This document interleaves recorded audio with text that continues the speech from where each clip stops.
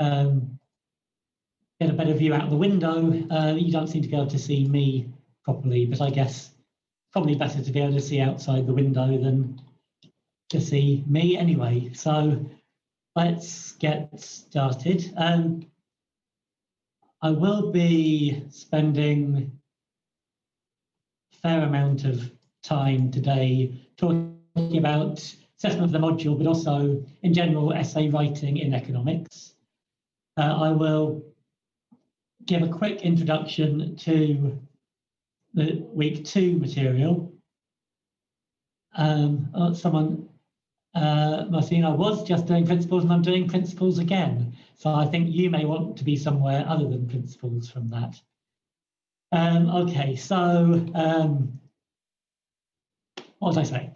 Yeah, so I'll give a quick introduction to week 2 material, and then I'll try and leave up to half an hour at the end for those people who were doing the introductory material last week to go through either just the answers to the questions I posted late last week or anything else you want to know about that. For any of that though, a couple of organisational things. Firstly, hopefully you saw my message last week about the ebook. So there is ebook access to the 4th edition. That's fine, that's actually the edition that all my notes were written in consultation with. So it doesn't matter, it's not the 5th. But just to say there is limited access in that there's a limit on the license to how many people can view it simultaneously. So it's possible that if you are trying to look at it and can't, it's just that too many people trying to look at the ebook at the same time, but it does actually allow you to download sections of it. So as long as you don't all try and look at the same time and download bits you might want, that should be fine. It's up to you whether you also want to buy either a new copy of the 5th edition or a second-hand copy of 3rd or 4th edition. Do I know how you access the ebook? Best way to access the ebook is if I know what I'm doing, I'll share my screen. So in the module page, you have a link. It's on the week by week under module information online resource list. That should take you to this list, and semester 1 and 2 economics book by Mankiw. Click view online, and hopefully that takes you there. Yep. So that takes you there. You can read it online, or you can download chapters. Okay. Sharing. Okay. So the other thing I want to say is that seminars start next week. So for those of you who are able and willing to come onto campus, they will be face-to-face. For the rest of you, there will be Zoom. They'll be on Zoom. You can sign up for a group by going into the module Canvas page. If you click on the People's tab and then Groups, that will let you sign up. One thing to say though is there, at the moment, there is only one Zoom group there. As we get more of an idea about how many people are going to be online only, then we'll probably set up additional Zoom groups at different times. So that Zoom group is set up so it can take a lot of people, but we don't want that to end up being a really big group. So we may ask people later on, once you have more of an idea about Zoom groups, to maybe switch into a different group. But the face-to-face groups, hopefully what is there will be in line with what happens. So just to be hopefully clear about what you should be doing, every week you should be in one of these Monday or Tuesday 9 or 11 large group Zoom sessions. Then starting next week, every second week, you should additionally be in a small group, either face-to-face or Zoom session every second week.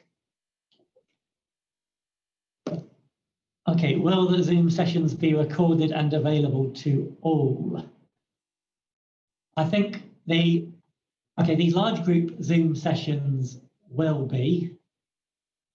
I think probably the small group ones won't be, but the small group sessions, either on either face-to-face on campus or on Zoom, they will be going through specific questions which I give out. So if you have a look, not necessarily now, but at some point at the end of the week 2 material I published today, there is a set of questions for next week's seminars.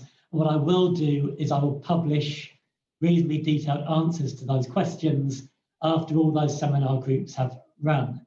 So if you can't make a seminar group, if you can't make a face-to-face seminar group, for instance, if you're self-isolating that week or just some reason can't make that week's session, then you can join one of the Zoom sessions. If you can't make either, then I will publish the answers to those questions around the end of the week when the seminars are happening. I can't seem to access the content of week 2.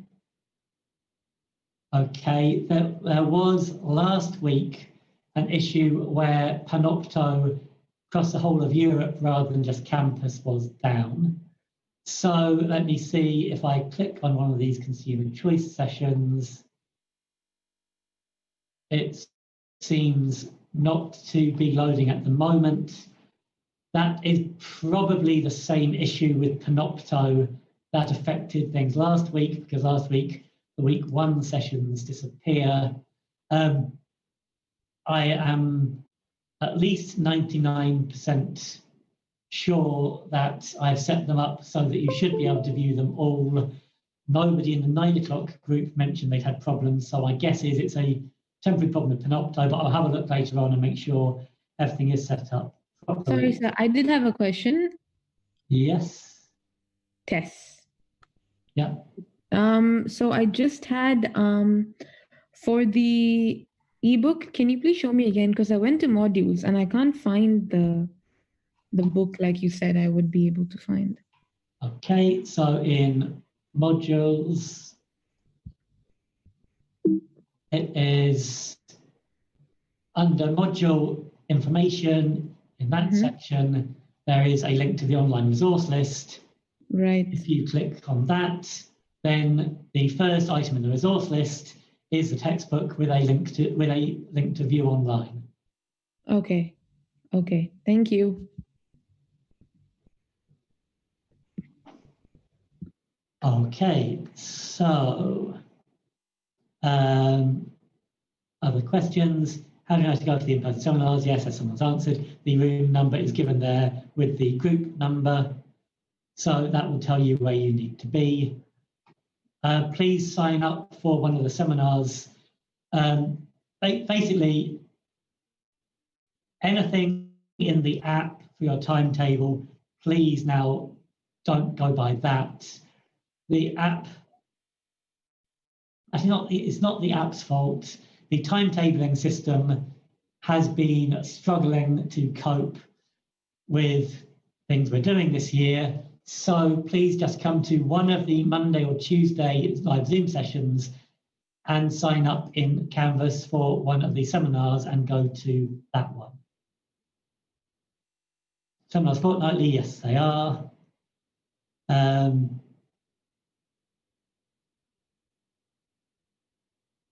Okay, I will take your word for it. That's what to do in Safari. But I think there was definitely an issue with the recordings just now. I couldn't access them.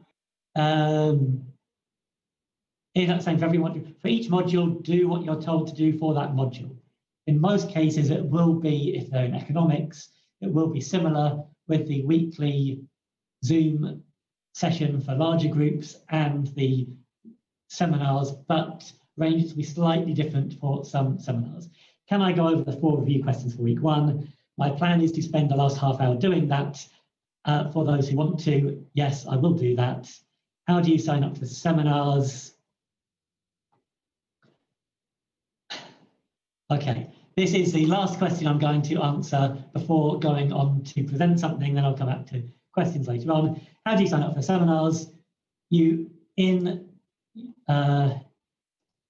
Canvas, you will see on the left-hand side, you will see people.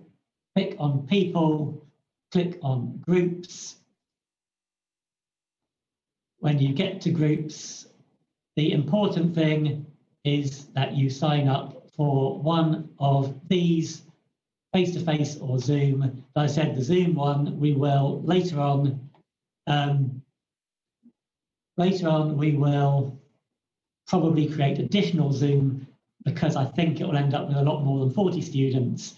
And the other groups, face-to-face groups, are limited to around 40 as maximum. Some are a bit smaller, because we need to make sure that we don't exceed the COVID secure capacity of any room.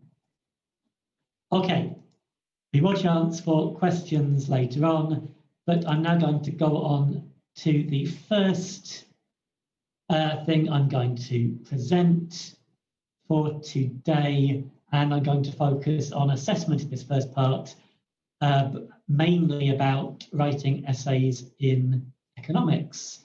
Okay, so what are we going to do? The first part, which will probably take about half an hour, assessment for the module and writing an economics essay. Then after a pause to answer some questions, I will give you probably only about 5 minutes, a preview of the week 2 topic, consumer choice. After that, I will let anyone who wants to leave at that point leave. Not that I'm actually stopping anyone from leaving at any other time, but for roughly the last half an hour, I will focus on the introductory material. So that's relevant for those of you who should have been looking at that material last week, but not for everyone. And unless you have specific questions on that, I will go through the review questions that I posted late last week on Canvas. First thing, talk about assessment for the module and more broadly about writing an economics essay. So just a reminder that the assessment for this module, you have 2 1,000-word essays, each worth 25%, and then a 2-hour exam, or more likely a 2-hour online assessment in January worth 50%. I'll say a little bit briefly at the end of this part about the type of questions I'm setting for that. I'm going to focus more on essays. So your first essay, you have a choice of 2 topics. I posted that this morning. I'm not suggesting you look at the titles now, because they're based on material we haven't covered yet. But when you want to find the essay, if you haven't already, below week 2 in the week by week section, there is a new section for the first essay, which contains 1 document which has a choice of 2 essay titles, a bit of guidance on the essay and some assessment criteria. So today I'm going to talk in general about writing essays, because the first title is based on material that you need to cover this week. I'll talk a bit about that title in next week's Zoom sessions. The other one is based on week 3 material, so I'll talk about that one a little bit in the sessions at the start of week 4. So I'm not going to talk about the specific titles today, but just more generally about how to write an essay. So generally writing an essay in economics, but also a bit about this particular essay for principles. So what makes a good essay? Now, the first of these is not specific to an economics essay, but for any essay, choosing the right material to include. Basically answering the question, why do I highlight that? Because it's very common to find some people treat an essay as if the question was, tell me everything you know about topic X. I have never asked that question. I never will ask that question. I will ask you something more specific and focused about that topic. So you need to work out what actually you need to answer that more tightly focused question. So there's no point if you've got 1,000 words, spending 500 words, a general introduction to the topic that isn't answering the question. You need to be much more focused, particularly with a short length. Second is very specific to economics essays. And I'll spend a bit of time later on in these slides talking about diagrams. But something very specific to economics is most essays you write in economics will involve you drawing diagrams. I'll talk about doing that either on computer or by hand. So I'll hold that sort of question about how you can draw it. I will probably answer that before, well, definitely answer that before a break. So I'll save you asking questions unless that's unclear. But most economics essays need diagrams. And the choice of the two types I've given you for this essay both specifically require you to draw diagrams. The first one refers to a particular type of analysis, which you'll cover this week, which is diagrammatic analysis. Second one explicitly says using diagrams. So you need to draw accurate diagrams and you need to explain the diagrams. It's not enough just saying, here's a diagram, that gives the answer, then move on. How does that diagram relate to the question? How does that help with your answer? Again, I'll talk about drawing the diagrams themselves in a minute. Then the third key tip I would give you on writing essays is clear and concise explanation. You are not writing essays as journalists. You're not being rewarded for flowery language. If you can say something simply and clearly in 10 words, that's better than using very long ways of saying things and spending 30 words saying the same thing that would actually be clear in 10. So clear, precise, concise language is important. Just develop a kind of more academic style of writing. I will say sometimes people write essays where their style is quite entertaining, but it doesn't make it a better essay or get higher marks. Sometimes actually, if I've read 30 essays and then the next one is written in a very unusual style, it breaks up some of the slight tedium I might get from having just marked 30 essays, but it won't get you a higher mark. Use precise academic language that will get you a higher mark. So what about diagrams? Well, again, just as with any other content for an essay, the most important thing is to choose the diagrams you need to answer the question. So some people, from my experience, will start by including 4 or 5 general diagrams on a topic which aren't really needed, which aren't the specific ones needed to answer the question. That's just a waste of limited space you have, limited words in explanation you have. They're not a strict word diagram on essays, there's a word limit. It's a waste of that, explaining lots of diagrams that you don't really need. Focus on 2 or 3 diagrams which really are needed to explain your point clearly, and include them and explain them. Again, explain what the diagram shows. Don't just say, this diagram shows that the consumer is making the best possible choice. How does the diagram show it? It's also important to draw diagrams accurately.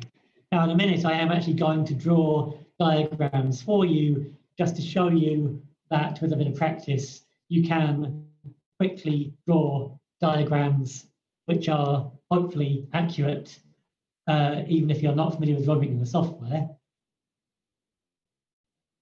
The main thing about drawing diagrams accurately is it shows you understand.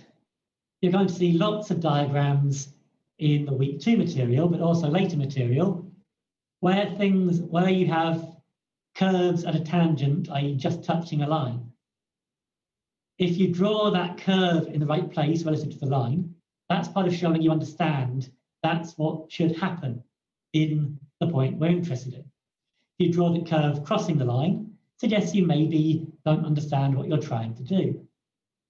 Now, particularly if you're trying to draw your diagrams on the computer and you're not used to it, there will be some allowance for the fact that you're doing this for the first time.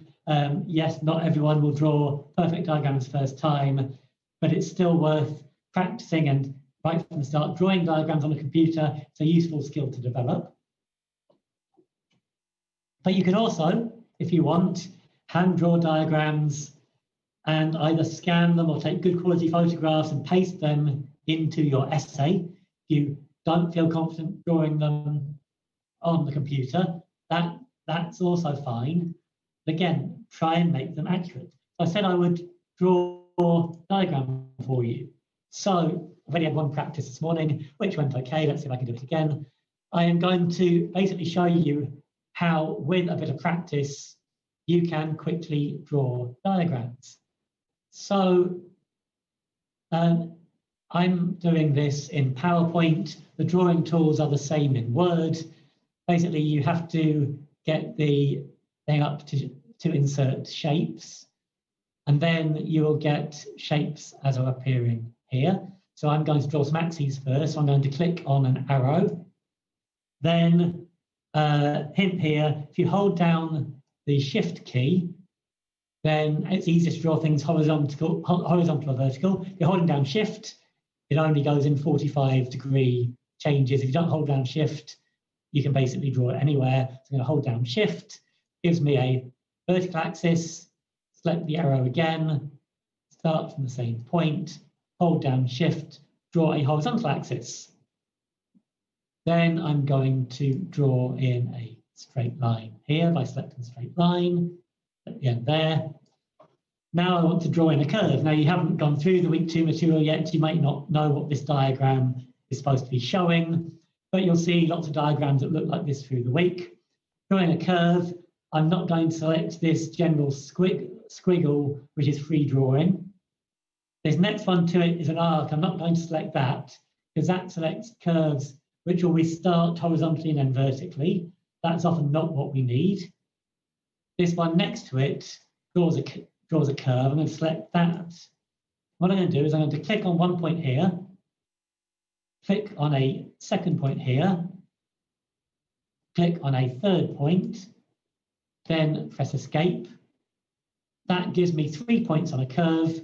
I can then move those points if I want to, move my curve slightly. I'm going to move it a little bit, but I've got a curve I've drawn with 3 points. Now, again, I've practiced this before, but that's not very hard with a bit of practice, getting a curve that has the shape you want.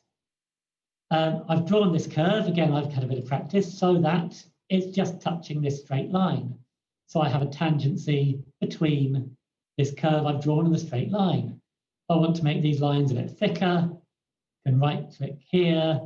I can choose outline, weight. I can make that line a bit thicker.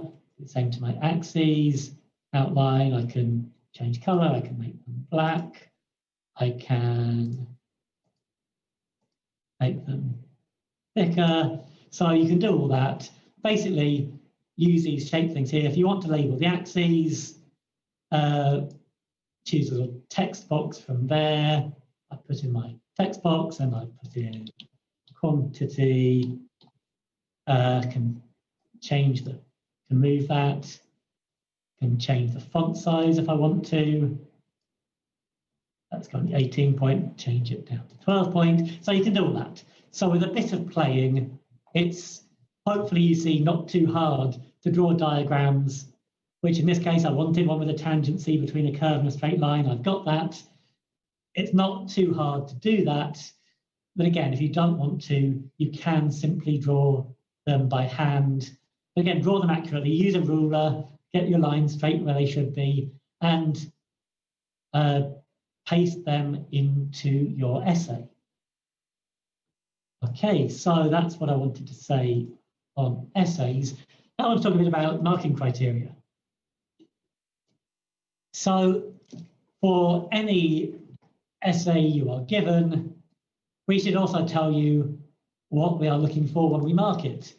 So if you find the document on Canvas with the essay question, second page of that has a list of marking criteria. It's basically set out with a grid saying, if you get a mark in the 80s, it will look like this. In the 70s, it will look like this. In the 60s, it will look like this. Basically gives you an idea about what sort of characteristics marks will have in various bands. I'm going to focus on the next couple of slides on differentiating between a low pass and a first class essay. So when we mark, anything over 70 is a first class mark. If you end up getting over 70 consistently through your degree, you'll graduate with a first class degree. Pass mark is 40. A mark somewhere in the 40s would be a low pass. So I'm going to think specifically about what does a mark in 40s look like, what does a mark in the 70s look like on various characteristics. The criteria that I've given you, and which I'm going to highlight some here, are kind of general criteria. And in particular, as you go through your degree, you need to do less in your first essay submitted in year one than you would in essays in the second year and then again in the final year. So I will say something later on specifically about sources you might use and referencing for this essay, but you're not expected to do very wide reading on your first year essay. By the time you're doing things in the final year, you'll expect to do a lot more reading. This first essay, I'm asking you to explain relatively straightforward things we're covering in lectures. By the second or third year, you may need to do more detailed analysis of things. So the criteria I'm giving you, we use a lot across a lot of modules in economics, but you need to do more of certain things as you go through, in terms of things like wider reading and more detailed analysis. Having said that, what actually differentiates a really good essay from one that's okay and just about passes? Well, the best essays are going to include all the important things that you need to answer the question and show a good level of understanding of the topic. So in a first class essay, we'll see that. Something gets marks in the 40s, it's going to have some relevant knowledge and understanding. It's a pass. There are bits of it that you've done well, but maybe there are bits of the question you haven't really answered. Maybe there are areas where you've got something in, but you haven't really showed that you understand it fully. And so you get a lower mark based on less clear understanding, or just maybe not covering all the most important things for the essay. Second thing, again, I say for this first year essay is less required, is particularly in later years, when you'll need to use material from a number of sources together, whereas less good essays will use a very limited range of sources. Or what's more relevant for this first essay, and I'll say something about this in the later slides, so hold any questions for now, is there are certain kinds of sources which are not so good for using it in an academic essay. So reliant on internet source is probably not the best way of phrasing this, but I'll give you an idea in a couple of slides' time about what a good source to use is for this essay and what would be a less good source. Then structure and diagrams. So a low pass may not have a very logical structure, may not build things up very clearly. A first class essay, everything will be structured clearly. Diagrams in a low pass, you may have some errors, curves not quite in the right place, things which aren't really explained. The first class essay, you will have used the right diagrams, drawn them accurately, and explained them well. And then in terms of referencing, again, I'll say more in a minute, this is not an essay where I expect a lot of referencing, but if you are using sources, you should cite them correctly and provide an accurate list at the end. If you don't cite things correctly or don't include a reference list at the end, then that will get you a lower mark. So again, I'll talk more about referencing and sources now. So in particular, relating to this essay,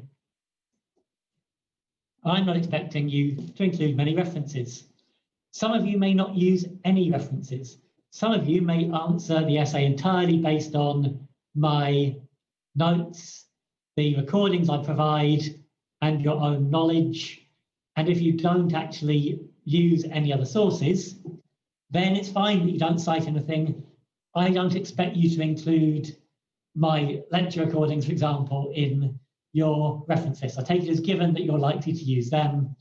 So if all you use are the things I provide you and your own knowledge, then you don't need to cite anything, you don't need a reference list. And I will take that to mean that's all you used.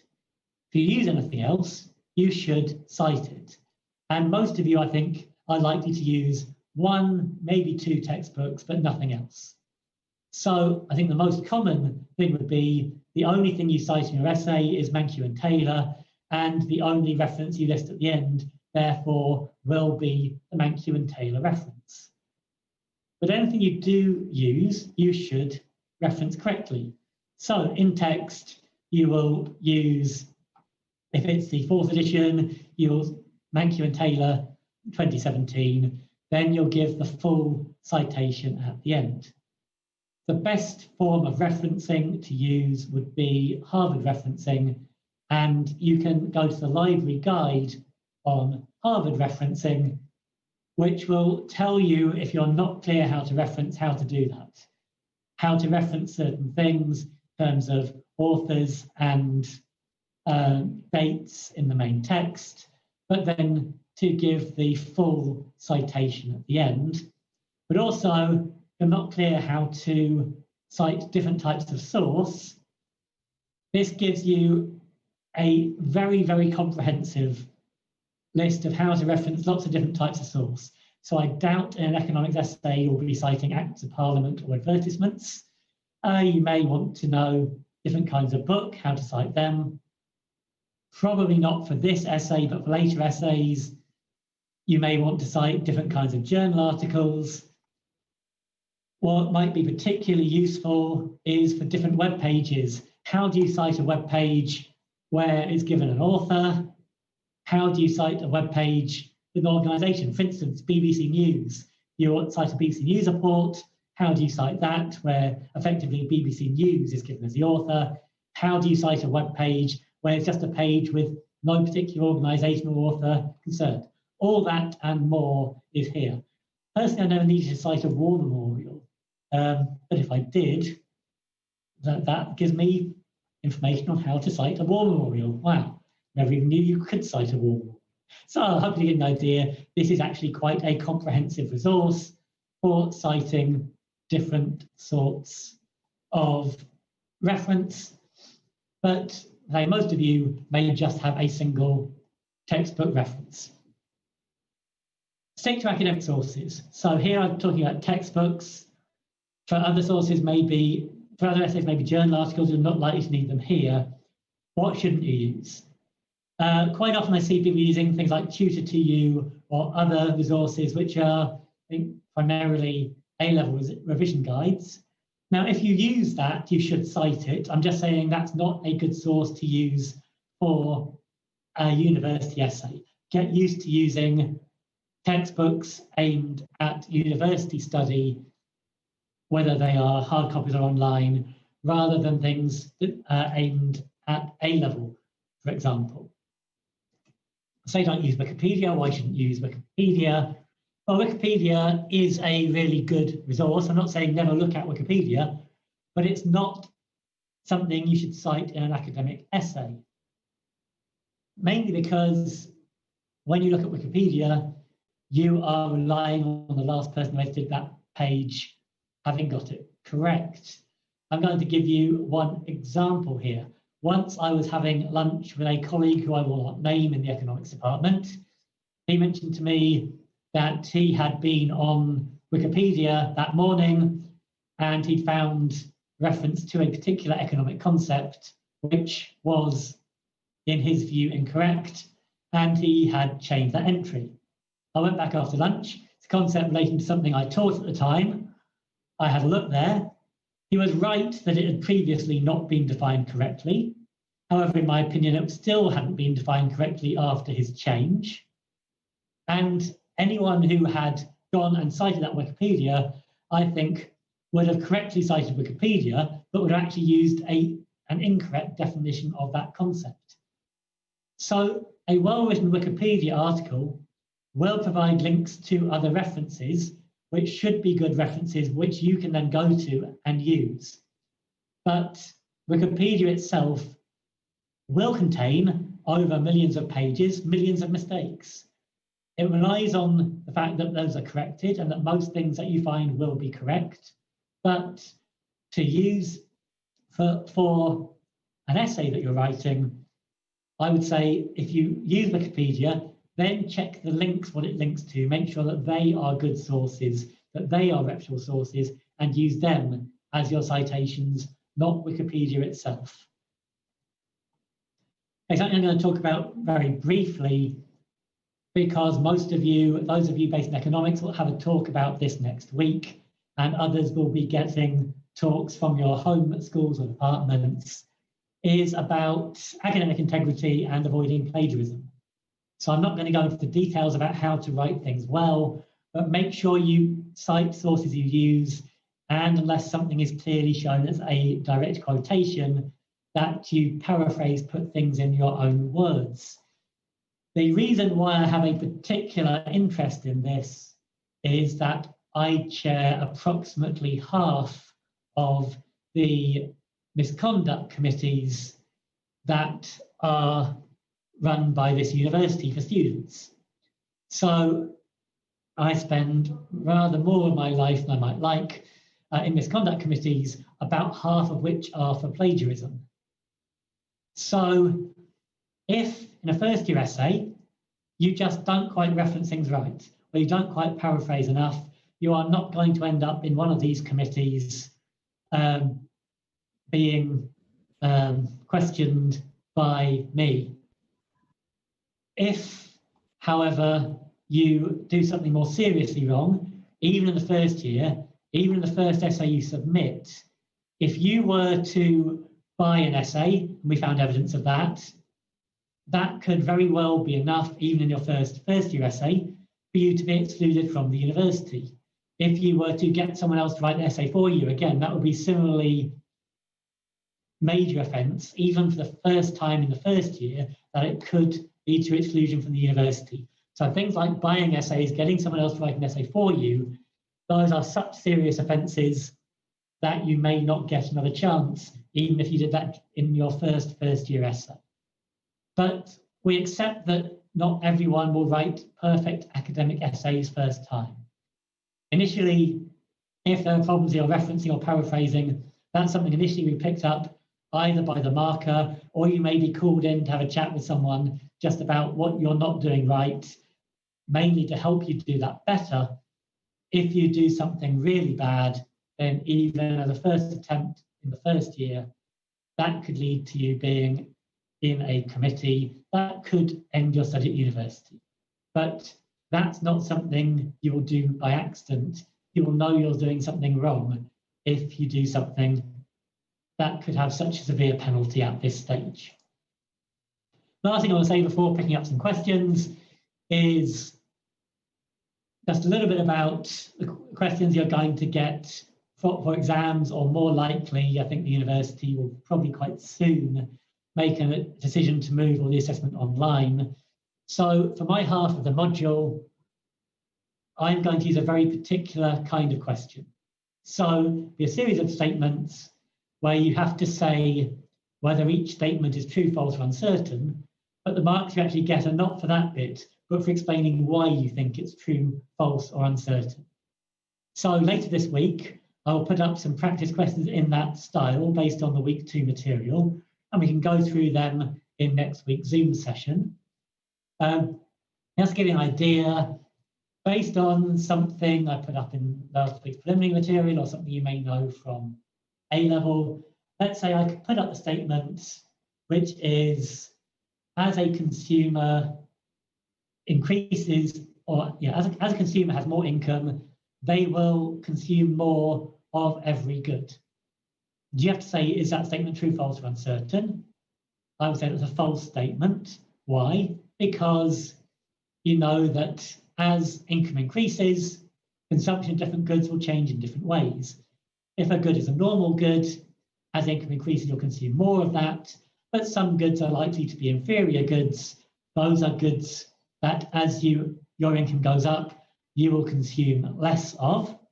So it's false that you consume more of everything. need to explain that distinction between normal goods and inferior goods, and maybe give examples of what an inferior good might be.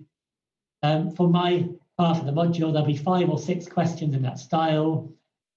Half of a 2-hour exam is 1 hour. So you're looking at maybe 10 or 12 minutes to answer each. So to give an explanation for each of those statements, why they're true, false, or uncertain. But I say each week I will start giving you examples of that kind of question to go through, so you will get practice of how to answer those questions.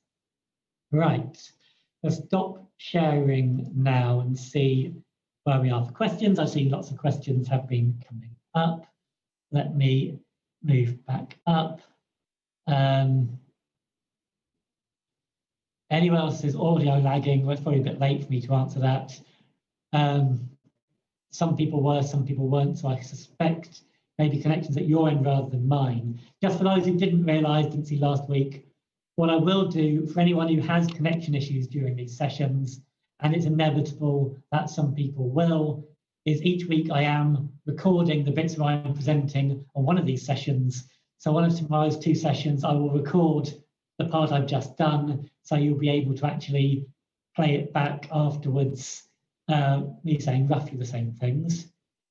I expect to reference our first essays. I think I've now answered that. What is classified as a good number of sources to use? For this essay, I said it may be you don't need any. Most people, I think, will use either 1 or 2. So it depends on the essay. Here, the questions that I have set, basically you need to explain fairly standard material that I've gone through in the recordings and my notes, and maybe apply that slightly to a case I've given you. But you, in most cases, my guess is that the median number of sources used will be 1, and you will then have 1 reference at the end. Some people may use more, some people may not need to use any. You need to include a bibliography or probably a 1 or 2 item reference list if you use references. What are some of the sources which might be helpful for this essay? The Menke and Taylor textbook, or an alternative textbook, such as the Sloman one I mentioned last week. For certain citation style, again, I've recommended Harvard referencing. The most important thing is simply that you make your references clear. Can I post the criteria if I pass in first class on Canvas? I will put up a recording of one of these sessions, which will have that particular low class, first class. What is currently there is basically the same material in a different form. So if I share my screen again, here is the first essay. Here is the document with the essay, there are the questions and general guidance. Here we have the assessment criteria. Basically, what I did on those slides is I picked out things which are in this area here, marks in the 70s. I picked out particular bits of that and put that in the grid for 70s, alongside bits I picked out there for the marks in the 40s. So that material is already in these criteria, just in a slightly different form. But again, I will record one of these sessions and put it up. Where were we? Yeah, again, we have access to PowerPoint, you have access to recordings. Yes, I've answered quite a few of these questions. Does the university fund the purchase of textbooks? No. But again, what it has done is provided online access to this textbook. And for a lot of modules, it is providing online access to a key text. So it won't buy you a physical copy of the textbook, but it has paid so you get online access. The 3rd edition of the book, that's fine. All the material in the 3rd book will be fine. Can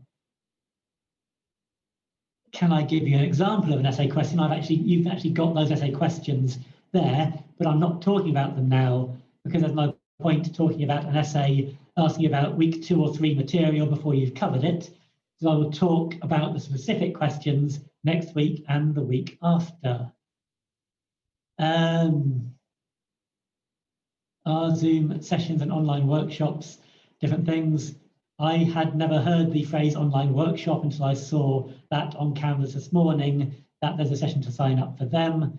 I'm not quite sure why someone's done that with a capacity of 300 when we're Zoom license only allows 250, slight mystery. But basically you need to sign up, whatever we call them, well, you need to attend one of these Zoom sessions on Monday or Tuesday mornings. Signing up is less important for them because we don't have physical capacity constraints in the way we do to be COVID safe in face-to-face sessions. So it's much more important to sign up for one of the seminars, face-to-face or online.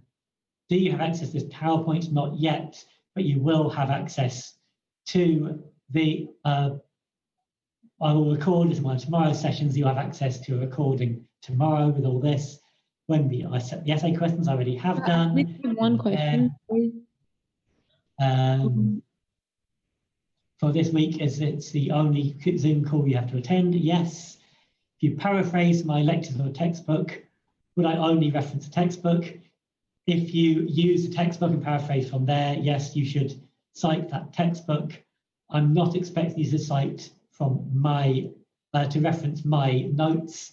So if you just use them, you don't need that. I did have one question, really quickly. The essay, for the essay, you said we had to cite something from textbooks. There's only 3 copies of the textbook, apparently, in the module section and the resource list.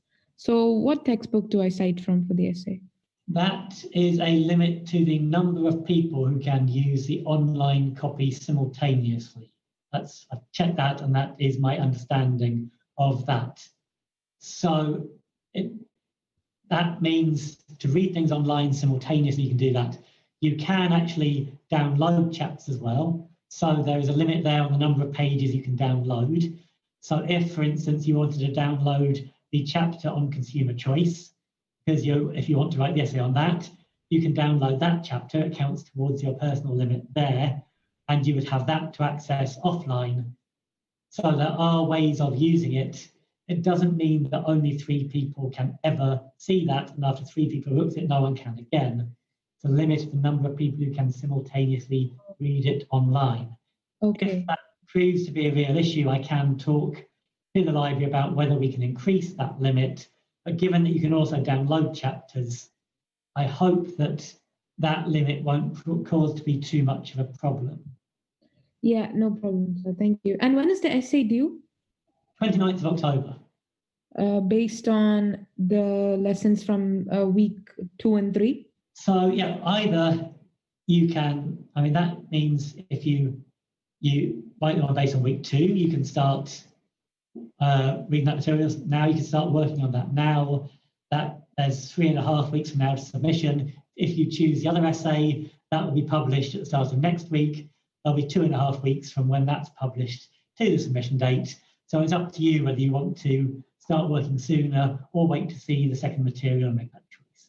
Here's an appendix needed. I'm not expecting anyone to use an appendix. We'll be able to gain access to the ebook version of the Maggie Taylor textbook. Yes, that's the one I mentioned. Go to, okay, so to find the ebook copy, you need to go to here. This is Student View, Modern Information, Online Resource List. Click on that.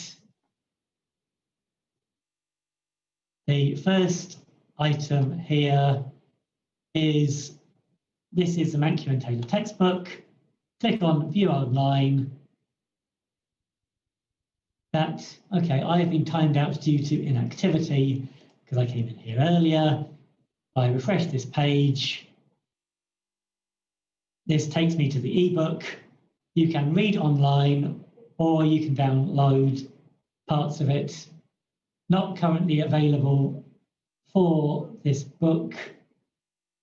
That's because at least 3 of you are currently online looking at that. So I cannot at this moment actually access it.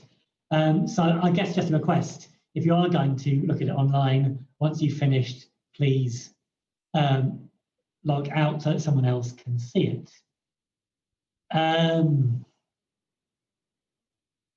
Lots of questions.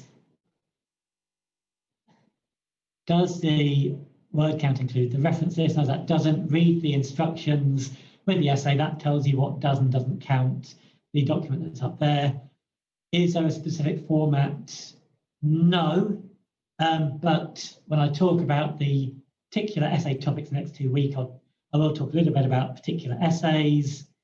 There's only 3 copies of the book and 200 of us here, yes, but that just means you can't all look at it at the same time. Doesn't mean you can't all look at it. And I think because you're all online now and curious, now everyone's looking there. I know at one point last Friday, after I'd put the announcement at the ebook, there was a brief period when all the copies were in use, then they weren't again. It's up to you whether, if you want to be sure you have the book available at any time you want it, you will need to buy either a hard copy or an e-copy.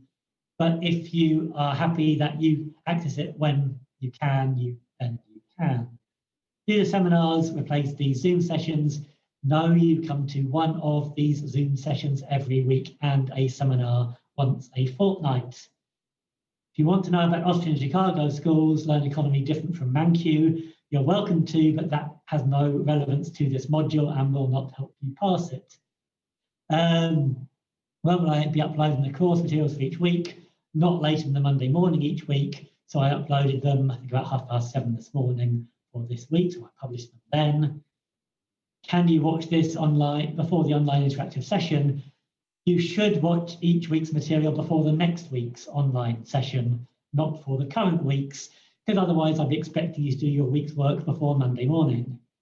Third edition of the textbook adequate? Fine. Do you need a contents page? No. If you use the second edition, you can cite from it, that's fine. For these 2 essays, the material will be the same. Where is the essay question if you base our essay on this week's material? It's there. The essay is published. It is just below the week 2 section. So directly below this week's material, you can find the essay questions. Can you use citation styles other than Harvard? On this module, at least, you will not be penalised for it as long as you make your references clear. But some modules you study may insist on Harvard referencing. Does the essay have to be exactly 1,000 words? I would be amazed if people think essays should be exactly 1,000 words. It is a limit, i.e. a maximum. How below the word count can we go? If you think you can write a really good answer in 800 words, that's fine. If you think you can write a really good answer in 200 words, you won't have understood what's needed. You need to answer the question fully, and it's a limit, i.e. a maximum, not a target, but you should answer the question fully. Okay, I am now quickly going to go on and just spend about 5 minutes talking about this week's material, just to give you a quick introduction to what's covered in week 2, after which that will be for some of you, that's the last thing that you need, while some of you may want to continue as I talk about the material from last week. So, week 2, consumer choice. What does this week's material cover? 5-week introduction. Basically, we're looking at behavior of consumers. So we're looking at things that underlie the demand side of the economy. But rather than starting by thinking about a single product, drawing a demand curve, we think about how consumers choose between products. So it underlies general choice. In our daily lives, anytime we go into a shop, there are thousands of things we can choose between. How do you make those choices? Well, to simplify things, we concentrate on a choice between 2 goods. The example I've used going through the slides is choosing between pizza and cola, but the ideas underlie choice more generally. So we set up a simple model of choice between two goods with a fixed budget, but sets out more generally what should underlie our choice between products we consume. So it ended up being 6 recordings, I think typically around 20, 25 minutes each. So it's a bit more than 2 hours of recordings overall. I split it down into 6 chunks, which don't exactly match these bullet points, but these bullet points give you an idea what's covered across the recordings. First of all, we just get an idea of how we measure the value or satisfaction people place on a product. So to give you an idea of what I mean by that, we may all pay the same price for a cinema ticket. So if we manage to go to the cinema before all these cinemas shut down, we may each pay £6 for a ticket, but some of us enjoy the film a lot more than others. So we don't all get £6 worth of value from watching that film. So the idea of utility is a way of measuring the value or satisfaction we get individually from our consumption, and it allows us to separate out that out from price. Even if we also pay the same price for a good or service, some of us can value it more than others. So we have that idea of utility, the value that we place on our consumption of a good or service. Then after that kind of introduction, we then start thinking about how we show consumers' preferences between goods. So this week's analysis is based on a graphical way of showing consumers' preferences. We call indifference curves. Won't talk about what they are now. That's included a lot more in the notes and recordings that are there. So we draw these indifference curves to show our preferences, and we also show, much more simply, draw budget constraints which show what we can afford. So if we have a fixed price of pizza, a fixed price of cola, and a fixed budget to spend during a week, the budget constraint just shows all the combinations of cola and pizza we could afford, and we use this together with our indifference curves to find a consumer's optimal choice. So the main thing, first key thing you should get out of this week is to see how we draw these diagrams to show a consumer's optimal choice between two products with a fixed budget. That's the first key thing we build to in the week. Then the other key thing that we do is show how changes in income and prices can actually change choices of what to consume. And in particular, we focus on changes in prices. So part 4 of the recordings looks at changes in income and prices. Then part 5 looks in more detail at what happens when a price changes.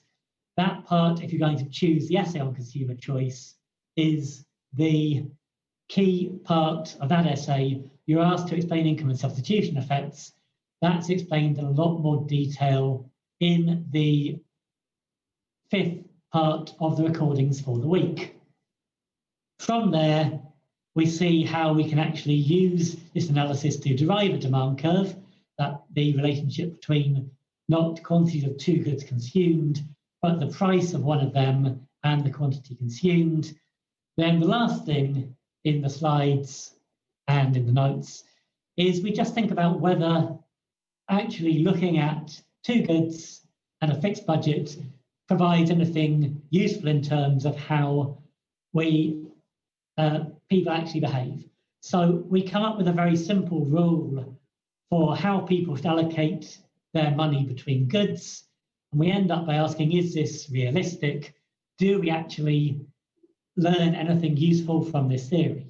Now, given that I've put more than 2 hours of recordings up for you to look at, you can probably guess I'm going to conclude that this does tell us something useful, but also recognize the limitations, that this doesn't provide a perfect representation of consumer behavior, but does give us a general kind of idea about how we make good decisions in consumption. That was my quick overview as to what we're going to look at this week. So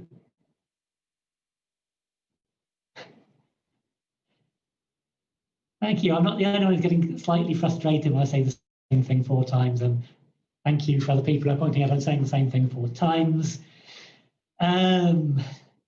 Yes, you do have the essays there for you to look at, but I'm not going to talk about the specific titles until I've covered the material. So next week, I will talk specifically about the first essay title, which links to this week's material. The following week, I'll talk about the following one.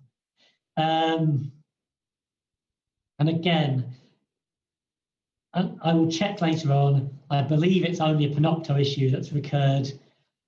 I think, again, it's not a university Panopto, it's a Europe-wide Panopto issue, where I think their servers are struggling slightly to cope with the level of demand at the moment, but they managed to resolve it on Friday. Hopefully they'll resolve it again this morning. Rather than just saying recheck later this week, last time it took about an hour to resolve. So I really hope that you'll be able to look at the recordings later today. I will just go back later and just check my settings. So I'm 99% sure they are okay and that it's only the Panopto issue. We are going over week 2 stuff in week 3. Yes. So later on this week, I will post some review questions based on this week's material, which you're not necessarily expected to complete, but their things help to check your understanding of the material. We'll go through them in next week's big group Zoom sessions. That's distinct from the seminar questions, which are already there, which you should try to answer, which are for the seminars starting next week. Okay. If you have any more questions about anything so far, then you can put them up. I am going to, in a minute, I'll quickly answer a couple more questions. Then I will go on to just focus on answering questions based on the preliminary material from last week. Which seminar session do you attend?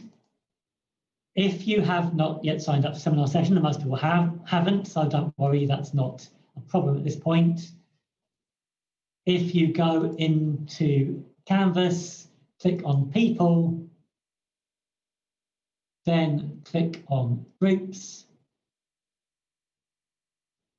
Then you need to select one of these for yourself, and you need to make a note of it or check back to make sure that you know which one you're going to, because if you're attending one of the on-campus groups, we do need to make sure you come to the right session, because these numbers are capped at the COVID safe capacity, so we can't have additional students in.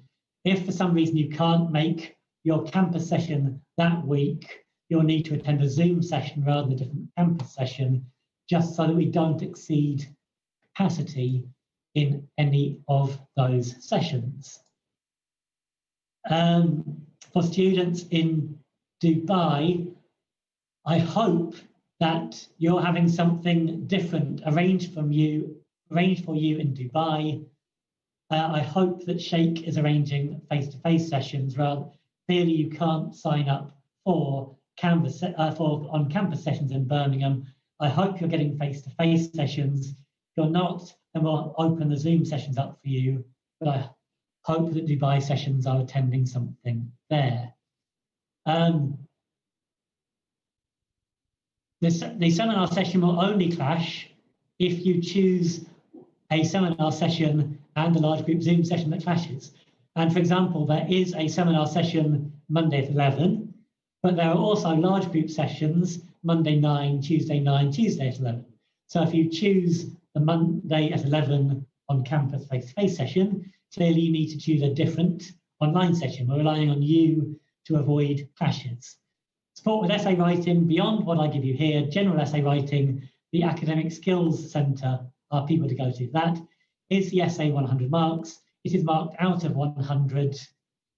I'd be surprised if anyone gets 100, but the essay criteria do include what you need to do to get a mark of 100. Don't worry about cover sheets, things like that. We'll publish that later on and give you guidance on submissions. For now, just write the essays. PPE students and everyone else taking the module does need to join a seminar group. What I would say is everything may have been explained to economics students in the PASD module.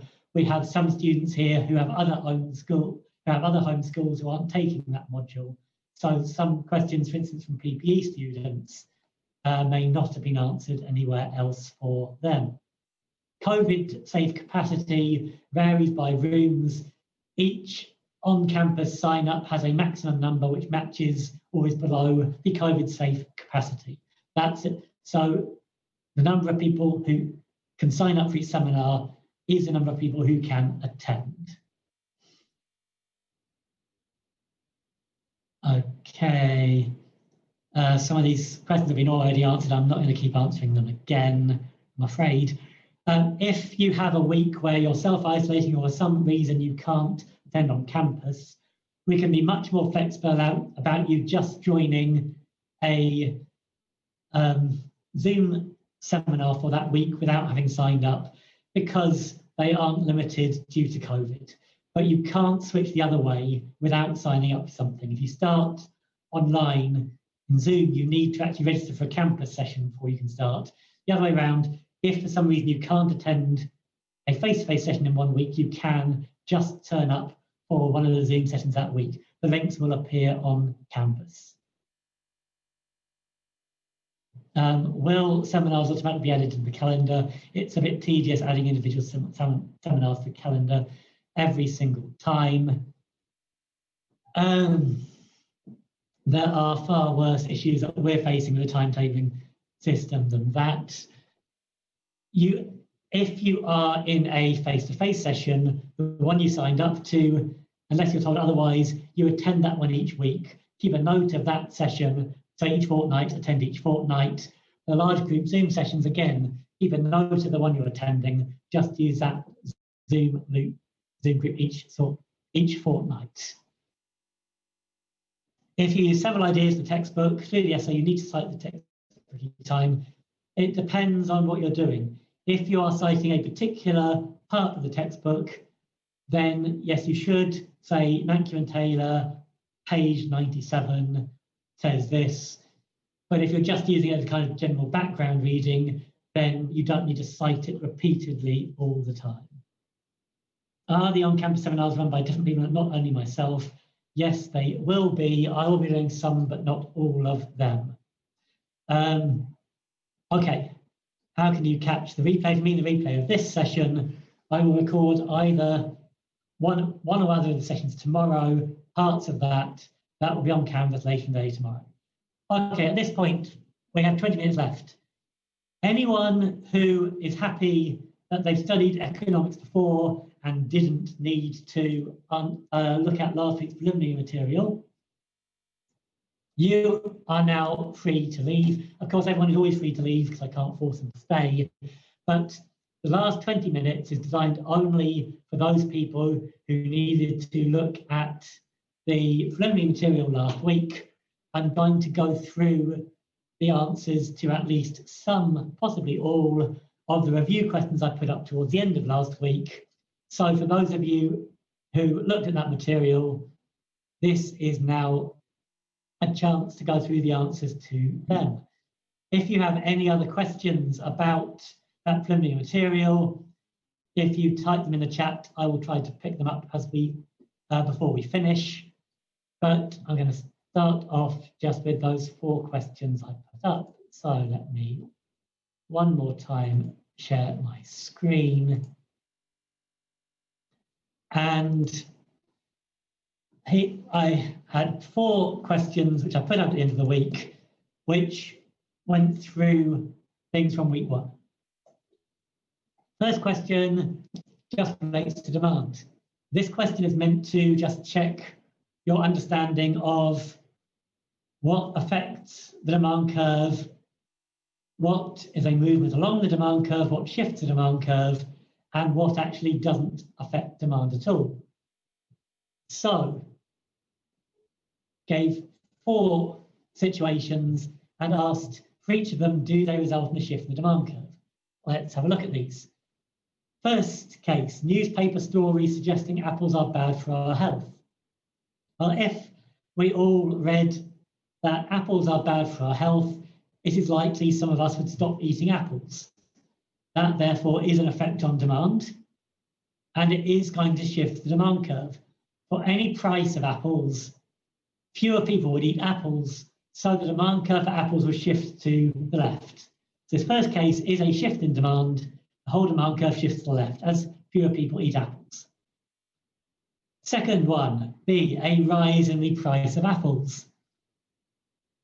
That's not a shift in demand. A single demand curve shows a relationship between the price of apples and the quantity consumed. If the price of apples goes up, nothing else changes. We just move up and to the left on the demand curve. We consume fewer apples, but it's moving along the existing demand curve. C, bad weather affecting the apple harvest. This doesn't affect demand. We're not saying that the weather's bad, so I don't want to eat apples. We're saying the weather is bad, which makes it hard for farmers to grow apples. So that's going to be a shift in supply, not demand. It might end up in equilibrium, meaning that the price of apples is going to end up being higher and people might consume fewer apples. So the quantity demanded may end up changing along the demand curve, but a bad harvest is a shift in supply, not demand. So we don't see a shift in the demand curve for C, it's a shift in the supply curve. Fourth case, a fall in the price of oranges. Oranges and apples are substitutes. If you want to eat fruit, maybe you're choosing between an apple or an orange. If oranges are cheaper, you may buy fewer oranges. Therefore, at any price, you'll buy more apples. So that will be a shift in demand for apples. Oranges get cheaper, but you'll consume fewer apples. So yeah, as a shift in demand for apples, demand curve will shift to the left. Oranges are cheaper. At any price, we'll buy fewer apples. Demand curve shifts to the left. So B, not B, A and D shift the demand curve for apples. B is a movement along the demand curve for apples. C is a shift in the supply curve, not the demand curve. Okay, second question was similar, but looking at supply. So we are looking at the supply curve for cars. Will an increase in demand for cars shift the supply curve? No, it won't. The demand curve will shift. That's our increase in demand. As a result, we may move to an equilibrium somewhere else on our supply curve, but that will be a move along the existing supply curve in response to a shift in the demand. It won't be a shift in supply. What about the fall in the price of windscreen glass? Well, every car I've ever seen has been sold with a windscreen in place. So part of car production is a car producer buy this windscreen glass and they put it in the car. If this becomes cheaper, that means it costs less to produce a car. One of the costs in producing a car has gone down. Therefore, it costs less to make a car. A fall in production costs is going to mean that at any given price, producers will be willing to sell more cars. So the supply curve shifts out and to the right. So fall in the price of windscreen glass, that's a fall in the cost of production, that shifts our supply curve out to the right. C is similar. Improved technology for making engines. Again, is going to make it cheaper to produce a car. It's going to reduce the cost of car production. It's going to mean producers will be willing to sell any quantity of cars at a lower price. Again, the cost of producing cars falls, supply curve will shift to the right. Finally, D, a fall in the price of cars. As price falls, that's going to be a movement along the supply curve, not a shift in supply. So a fall in the price of cars, that's going to mean we stay on the existing supply curve. At a lower price, we move down to the left along an existing supply curve. So that's not a shift in supply, that's a fall. So only B and C here are shifts in supply. Now, for the next question, question 3, I am going to again draw something. So I need to put a new slide in. Okay, question 3, we have two things happening at the same time. Looking at the market for coal, we're looking at an increase in the wages of coal miners and at the same time, a fall in the price of natural gas. So first of all, let's just draw our market for coal. Let's put in some axes. Let's label our axes with just Q and P. Let's put in our original demand and supply curves. So here's our demand curve D and our supply curve.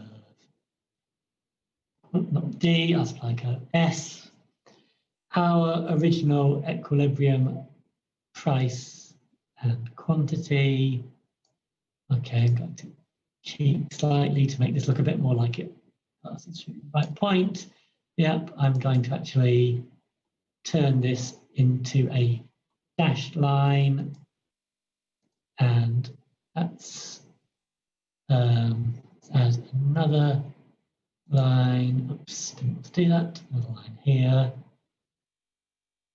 Oops. Okay. Need to be careful when I'm drawing this. Let's put that in there. Again, make this one dashed. And let me make this one look slightly more vertical. Okay, now that does make that line look a bit better. No, I'm okay. I should never draw things live. Let's have another go. That's better. Okay. Right.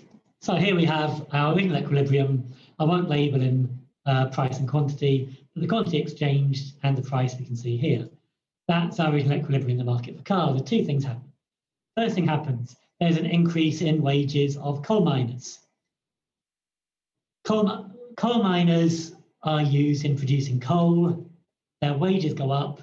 That's going to make it more expensive to produce coal. That's going to mean our supply curve shifts to the left. So we have a new supply curve. I will label this S prime. As a result of higher wages, our costs go up, shift supply to the left. Then I'm going to see what else happens. The other thing that happens is there's a fall in the price of natural gas. Coal and gas are substitutes. I could generate electricity using coal, or I could generate electricity using gas. If gas is cheaper, I will use more gas and less coal. So for any price of coal, there's going to be a fall in demand for coal. In other words, the demand curve for coal is going to shift to the left. So here is our, wrong shape. Here is our new demand curve, D prime. Sometimes I'll find the right key, D prime. Okay. So our original equilibrium is where these two dashed lines cross. We have a new equilibrium, supply and demand are both shifted to the left. The new equilibrium is where my cursor is now. What does the question say? Can we say how the price of coal changes? Well, as I've drawn this, it looks like I may have an answer to this question. As I've drawn this, so it looks like the price of coal has gone up. So originally this dashed line showed the price of coal in equilibrium. In our new equilibrium, this higher red line shows the price. However, I could have drawn this slightly differently. I could have drawn my new supply curve, still shifted to the left, but somewhere lower down here. If I'd drawn the supply and demand curve as I've shown them now, then look to see what's happened to the price of coal. In this case, the price of coal is actually lower than it was before. Here we have, with this smaller shift in supply, the same shift in demand, we have the price of coal has actually fallen as a result of these two shifts at the new equilibrium. Or I could have shifted my supply curve so that it passed exactly through the new equilibrium, exactly at the same price as before. I could have drawn this so that the price actually is unchanged compared to before and still the same. So to answer the question, can we say how the price of coal changes? In this case, no, we can't. When more than one thing changes, in this case, shifts in supply and demand, we don't always get a clear answer that the price goes up or the price goes down. In this case, it depends on the relative size of the shifts. With a relatively big shift in supply, we saw the new equilibrium had a higher price. With a much smaller shift in supply, we saw a lower price. Or we could have those shifts in supply and demand exactly cancelling each other out so that price stays the same in the new equilibrium. So we don't always get a clear answer, lines are saying either price goes up or down. When more than one thing happens at the same time, we might not get a clear answer. Okay, then one last question, then I'll pick up any more questions that you have. Final question, which again, I will in a minute draw a diagram for. So that's myself, that's another new slide. Not one like that. Give me another new blank slide. Okay, last question. Electricity production has very high costs, fixed costs but low variable costs. So if you want to produce electricity, you need to set up a generator. You need to set up a big power station.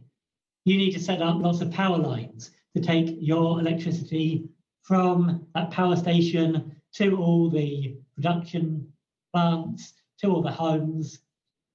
Those fixed costs are really high. What are the variable costs? Each time I want to provide a bit more electricity, an extra use of electricity to a household, I just need to keep my generator running a bit longer. That additional cost of the extra unit is really low. So what does that mean in relation to returns of scale? So in the slides on costs last week, I gave you definitions of increasing, constant and decreasing returns to scale. Basically it says, as we produce more, how do our costs change?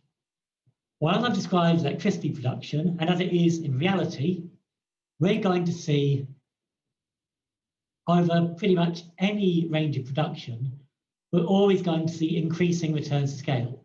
That means as we produce more, the average cost is going to keep falling. That's because however much electricity we produce, we face those really, really high initial costs. The costs of having power stations, of having generators, of having power lines running everywhere. We need them before we sell anyone electricity. So those fixed costs are really high. And however much electricity we produce, as we keep producing more, the main effect on our costs is going to be spreading those really high fixed costs over more production. So we're likely to see always increasing returns to scale. Every time we produce more, as we spread our fixed costs over more units, we're going to keep seeing our average cost of production falling. So what does the average cost curve look like? Let's again draw a diagram. So let's start with some axes. We're going to have on our horizontal axis, we're going to have quantity. On our vertical axis, we're going to have our average cost. And what I did in the slides from last week is I drew an average cost curve. Oops, no, wrong, select the right. I think that one, drew an average cost curve that looked something like this. So this is how we often draw our average cost curves. But this is the case where, as we start producing, we have increasing returns to scale. Then we reach some minimum efficient scale, the bottom point here, where we have minimized average costs. Then we start seeing our average costs go up again. That's not, though, what I described as electricity. Electricity, I said, we're going to have increasing returns to scale over the full range of output. So how will this look different for electricity? It's going to look more like this. So for electricity, we're going to see an average cost curve that is always downward sloping over its whole length. So rather than being downward sloping at the start, then hitting a bottom and starting to slope up again, this is where we start with increasing returns to scale, but eventually hit an area with decreasing returns to scale. Something like electricity, we might expect to see increasing returns to scale across the whole possible range of production. So the reason why I've given this as an example is because in industries like electricity supply and water supply, and this to some extent relates to the second of the essay choice I've given you, where I use the example of water supply, we tend to see some industries where we always get increasing returns to scale, where we never exhaust all our economies of scale. Because of that, there may be particular issues for having competition in those industries. We'll pick up those sorts of points in the week 3 materials. I won't go into that anymore now. But there are some industries where this kind of cost structure means we're always going to see average costs increasing over the whole range of output, rather than the U-shaped type of average cost curve that we normally draw. Okay, I'm going to stop sharing now. It's almost 12:30, so let's just have a look to see any more questions.